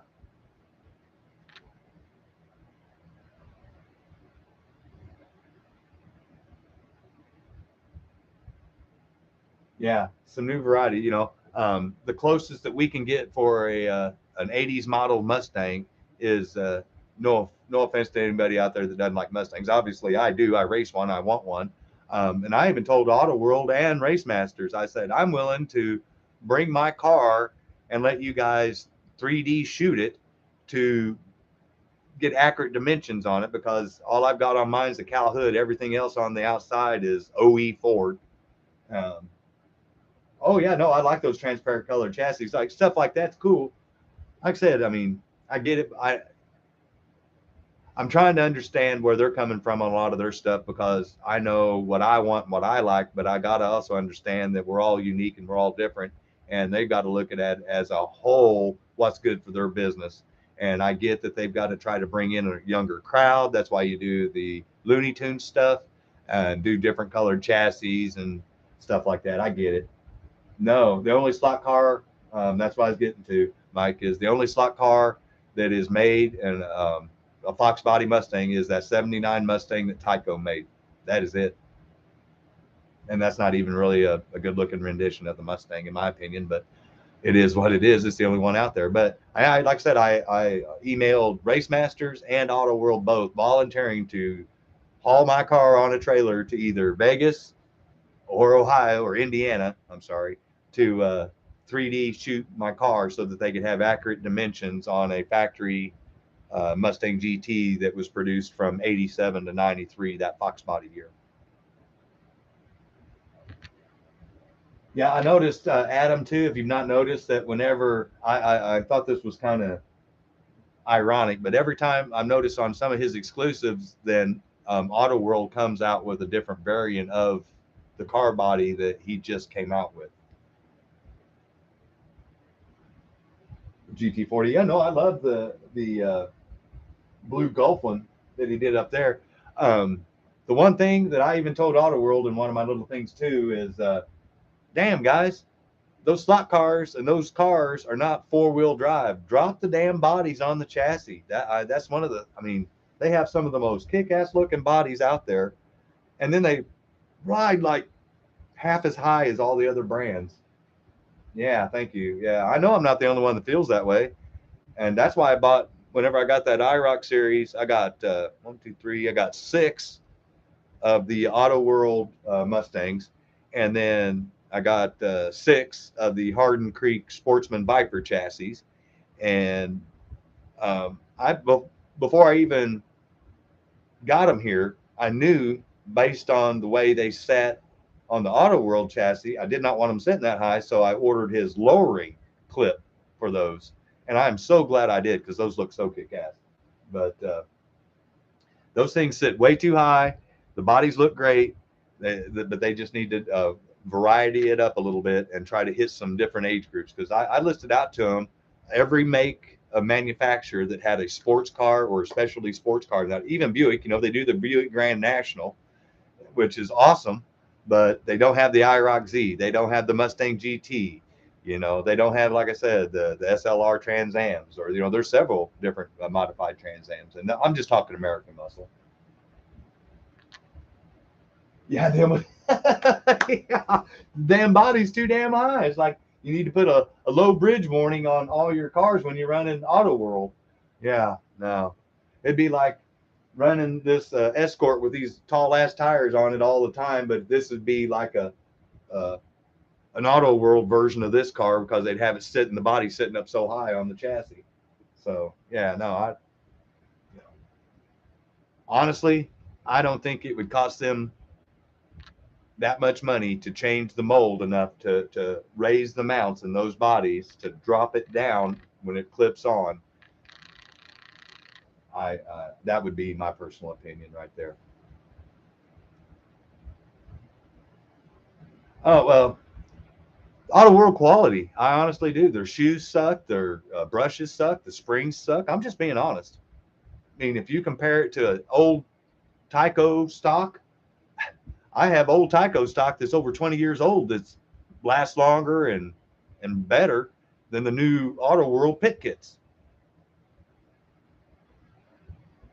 Yeah, Rich, I'm going to wrap it up here, 10 o'clock my time.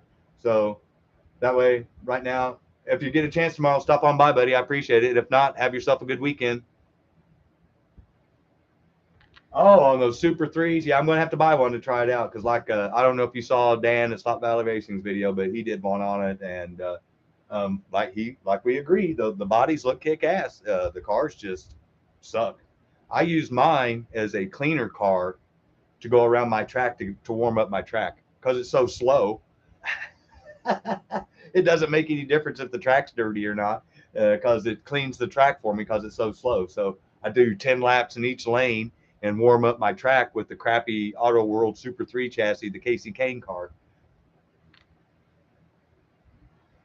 What got me to start this channel was seeing Ringo on AFX World and Troy with Slot Car Crazy.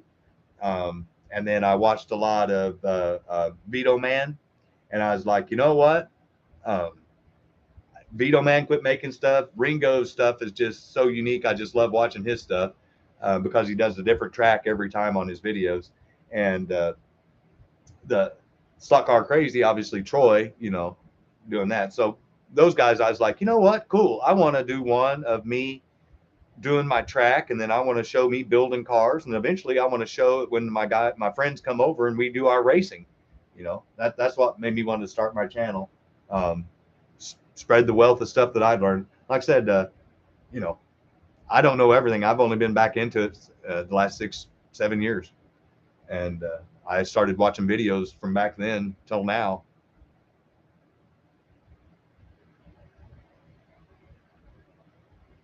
Oh, well, thank you, Adam. Hey, man, no problem. I appreciate it. We've got 11 people watching, and I've been on here for going on almost 2 hours. And honestly, thank you again, everybody that's currently here. Thank you to anybody that's watching later, that is stopping by, and anybody that was here before earlier that had to leave.